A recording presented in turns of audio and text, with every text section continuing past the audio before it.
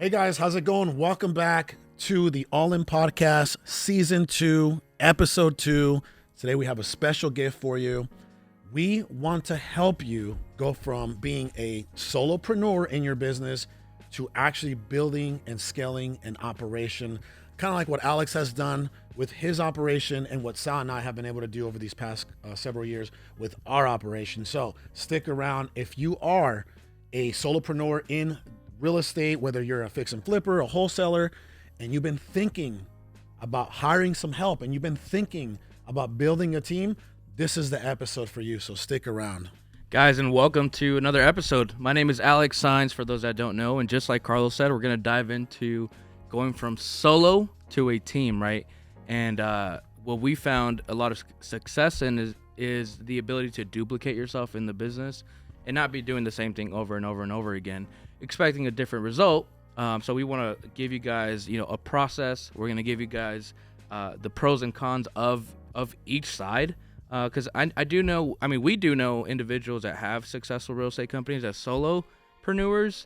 And there's a lot of pros and cons there that we want to discuss. And then the most successful real estate investors that we know, they have teams, they have operations. So we just want to bring it to light, and you guys are in for another good episode. At least 90% of seven-figure real estate entrepreneurs that I know in the single-family residential space do have teams. Absolutely.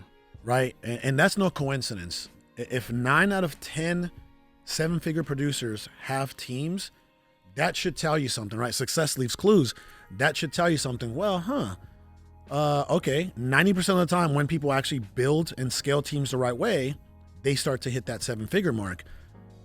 And that should encourage anybody out there that has been a solopreneur for a year, 2 years, 3 years, 5 years, right, to want to actually build a team. And I've said this time and time again, if you've been in this game 3 years, 5 years, and you're still working in your business, you have not, for whatever reason, whatever personal self-limiting belief or limitation, you haven't built the courage to actually start building a team and taking a little bit of risk on people, then, it's not sustainable. You're doing it wrong. And I felt this early on, like my first year, like just the overwhelm of having to, I remember, to cold call, and then you're locking up sellers, you're going to appointments, you're opening up escrow, you're contacting the title company to clear, whatever deal you have, and you're selling the deal, and you're doing all of this, and you're doing the marketing, and man, that stuff can get really overwhelming, right? And I feel like a lot of people get blocked.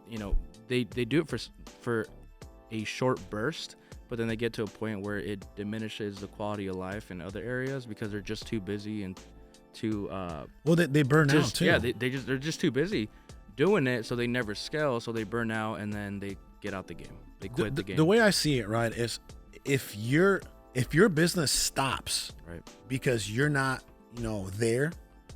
there's a problem. That's not sustainable, and it's not a good long-term plan. Can you imagine? If Jeff Bezos goes away for a 2-month, 3-month sabbatical somewhere, right? Shuts his phone off. Yep. No computer. Will Amazon stop delivering packages? No, not at all. Absolutely not. It would continue to either grow or stay the same. Because that's the power of having a system that works without you there.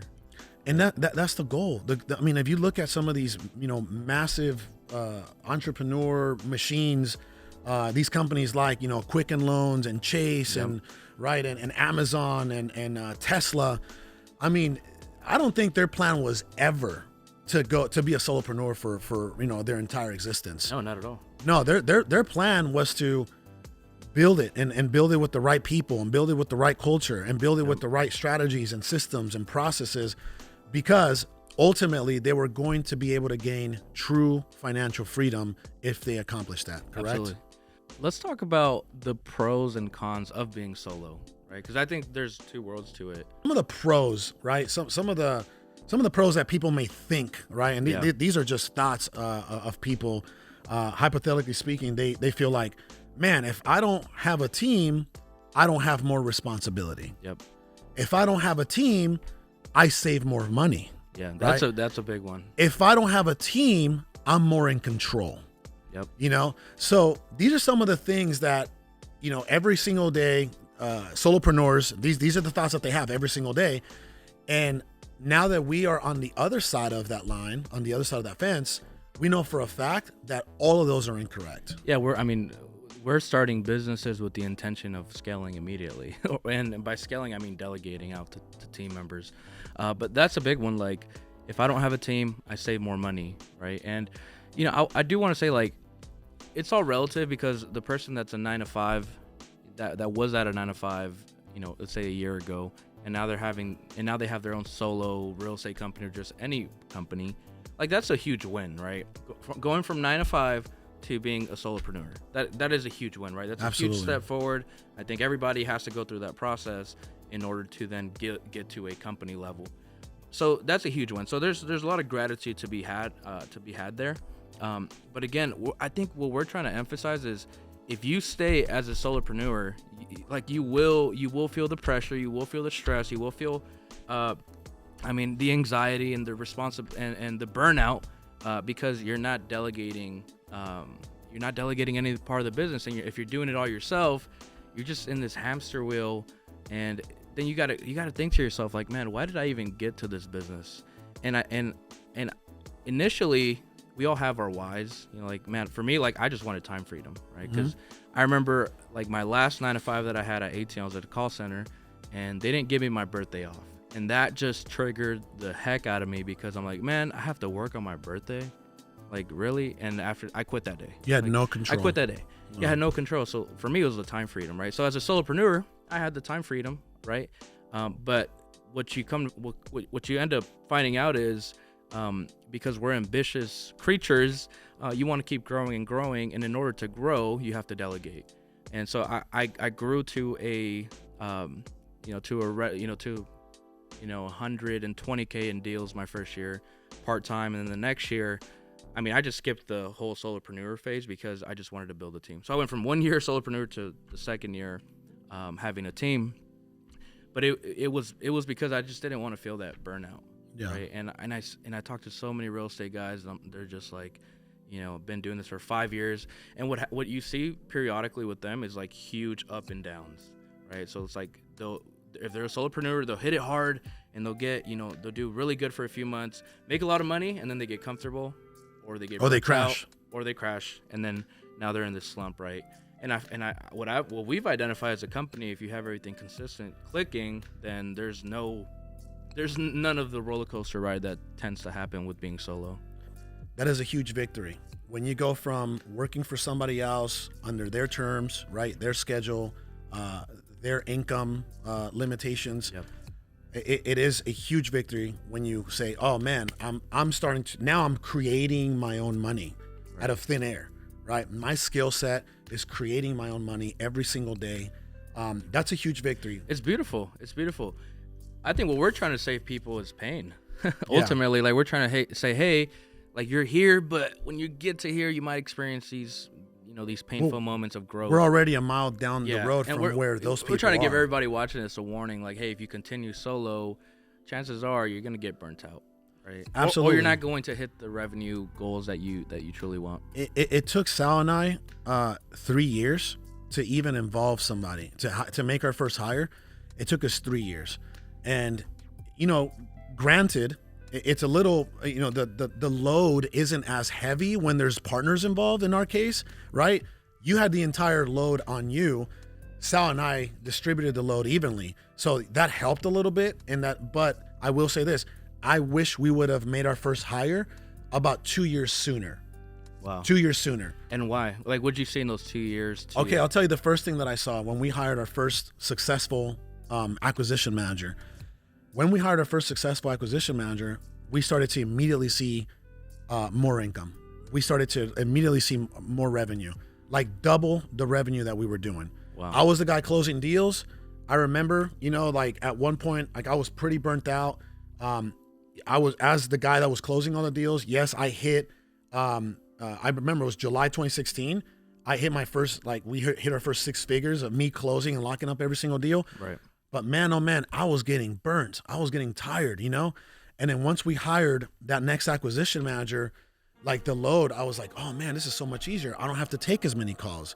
I don't have to talk to as many sellers. I don't have to solve as many problems, right? I don't have all that responsibility of bringing the entire meat to the table. Right. I got another guy that's helping me, right? And I know that people may think, like they're like, oh man, if we make a hire, that's an expense. Absolutely not. I look at people just like I look at marketing. It's an investment. Yep. You're making an investment. Yeah, the right hire will bring you in $1 million a year. So pros and cons, back to that talking point, is I believe that the pros of actually building a team versus running solo by far, like 100 to 1, 1,000 to 1 outweigh the cons.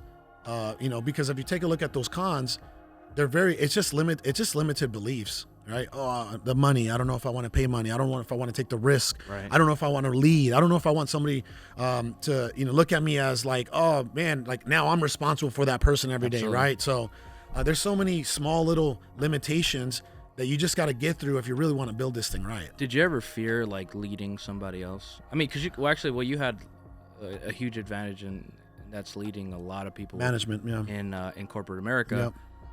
But I know it's a common fear amongst a lot of people. It's like how like damn, I can't even lead myself. I didn't even know that was people? A thing until like I didn't even. Huge. You actually brought that to my awareness several years ago.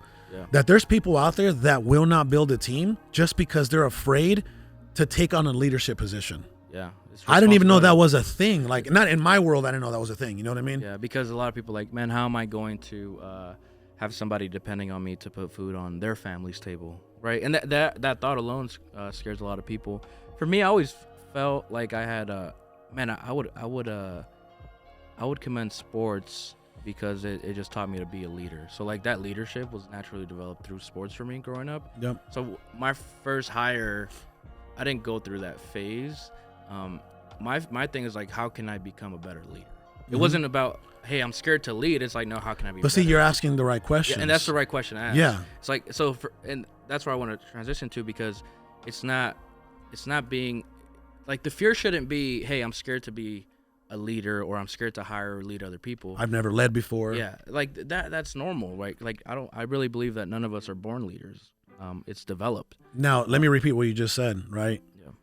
You literally just said none of us are born leaders. Nobody's born a leader, It's actually a decision that's made, and that decision is made through faith and courage, in my opinion. Yeah, 100%. It's through faith and courage, right? And we can't sit here. I mean, at one point, we didn't know how to walk as kids. We didn't know how to talk. We didn't know how to write, right? We didn't even know what our name was, These are things that could be learned. And if you actually put the focus, right? If you put the focus on, you know what?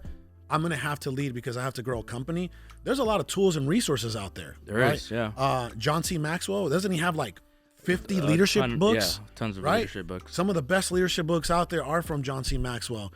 You can literally pick up a book called Leadership, and that's a great book for leaders, right? There's so many different resources and tools out there. You can hire a coach to help you lead, right? You can hire mentors. You can plug into different communities. Absolutely. And then, more importantly, right, you can learn by example. You can look at other people that are leading their companies. Just look at the way they move. Look at what they do on a day-to-day basis.